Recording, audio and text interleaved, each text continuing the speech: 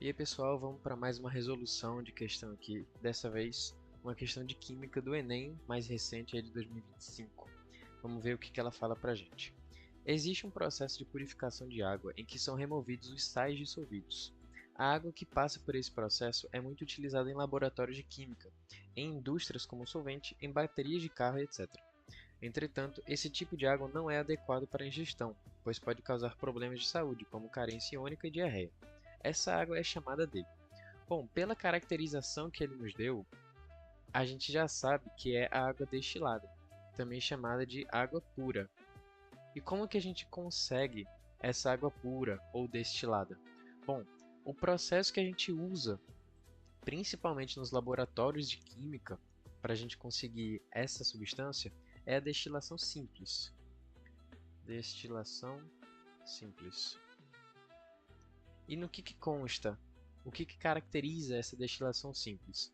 A gente vai ter esse sistema químico com essas vidrarias aqui, e a gente vai ter um balão com a água mineral, um condensador, que é esse tubo que está ligado nesse balãozinho com a água, e esse condensador também vai estar ligado a esse outro balãozinho final. Bom, e o que vai acontecer? É um processo super simples. A gente vai pegar essa manta de aquecimento para nos ajudar a aquecer esse balão que está com a água. Essa água está cheia de minerais, como cálcio, magnésio, iodo, enfim.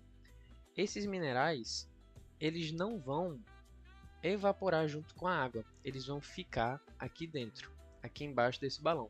Só a água, quando for aquecida, que vai virar vapor. Na forma de vapor, essa água entra no tubo de condensação, que é esse condensador, continua o seu caminho até ser totalmente condensada, e lembrando que a condensação é do estado de vapor para o estado líquido. É literalmente a chuva. A chuva é quando a nuvem está em estado de vapor e ela perde energia cinética e volta para o estado líquido. É exatamente o que acontece aqui. É como se dentro do tubo de condensação ocorresse uma chuva.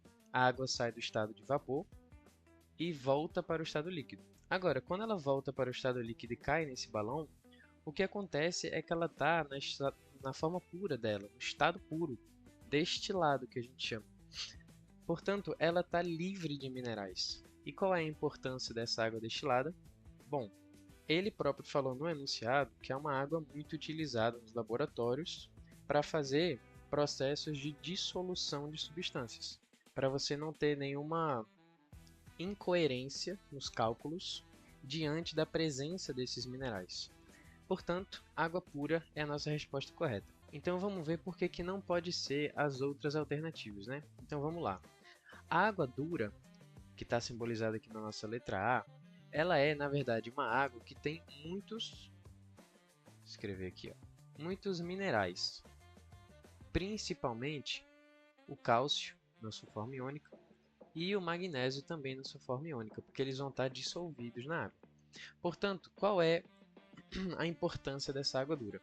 A água dura, na verdade, não tem muita importância. Na verdade, ela traz mais malefícios do que benefícios. O malefício, por exemplo, é a água dura dentro de tubulações. Imagina você na sua casa, indo lavar sua mão, indo lavar o seu rosto, e você abre o registro da sua torneira. Aqui está a sua torneira e aqui é a tubulação.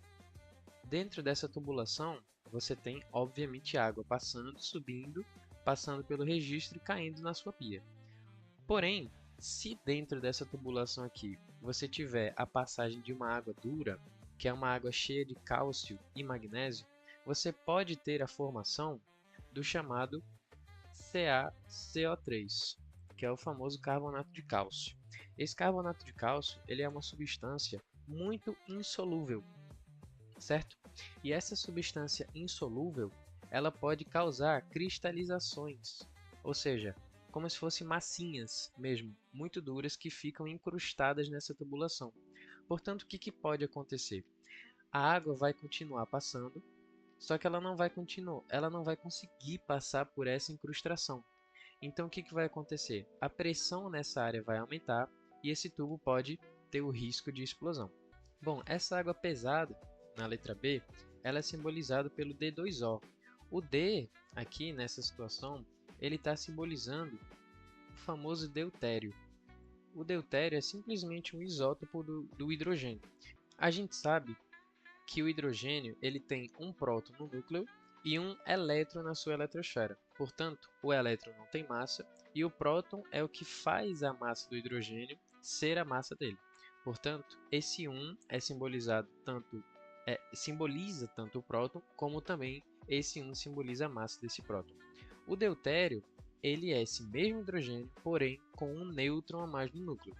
Então, ao invés de você só ter aqui um próton no núcleo e um elétron na eletrosfera, você vai ter no deutério um próton e um nêutron no núcleo, e aqui na eletrosfera você vai continuar tendo esse elétron. Portanto, você não vai ter mais um de massa, você vai ter 2 de massa. Portanto, você vai ficar com um próton e 2 de massa, um próton mais um nêutron. Esse deutério ele é muito importante para essa água por conta das indústrias que transformam a energia nuclear em energia elétrica. E o que acontece?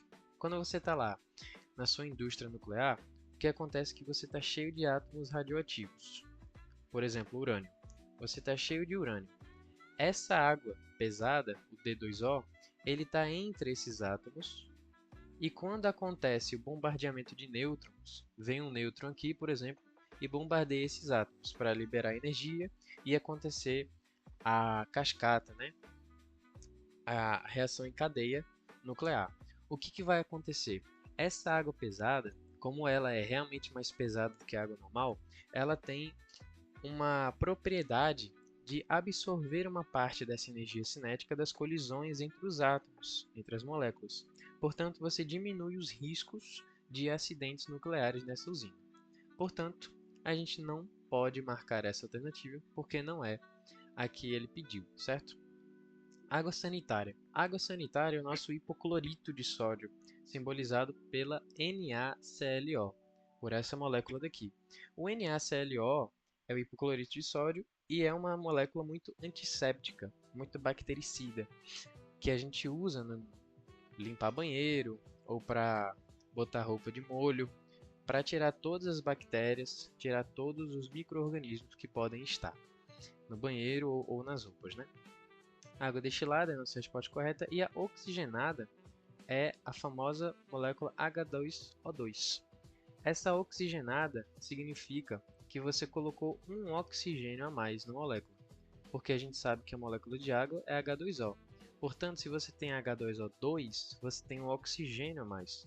Por isso que a molécula é chamada de água oxigenada, ou também chamada de, ó o bizu, peróxido de hidrogênio. Esse peróxido de hidrogênio ele é um nome caracterizado pelo NOx da substância. Ele provém do NOx. Ou seja, quando você tem aqui a molécula H2O2, o hidrogênio a gente sabe que é mais um.